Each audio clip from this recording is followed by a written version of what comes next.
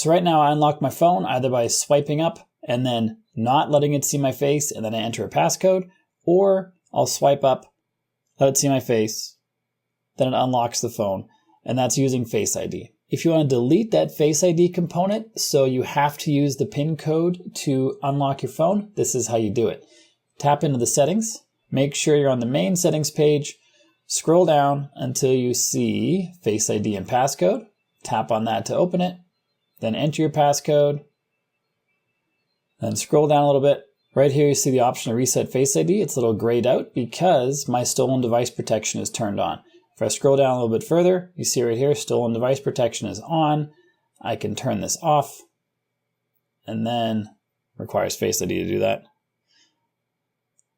There we go. Stolen device protection is off. Then I go back, and now I can tap on reset Face ID. Face ID is now reset. Now it says set up Face ID. So if I lock my phone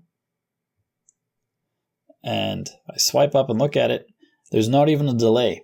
Before there's a delay where it tries to scan your face, now you swipe up, PIN code is there immediately, and Face ID has now been reset. And if you want to scam proof your phone, which is a really good idea, check out this checklist right here. It's free. You can download it immediately and start scam proofing your phone right away with these settings that I show you. Then you also probably want to make sure you don't have any viruses or malware on your phone right after that. So check out this video right here where I help you find viruses and malware and remove them if they're there. So check that out. And if you got value from this video, like and subscribe to let me know, and I'll see you on that one.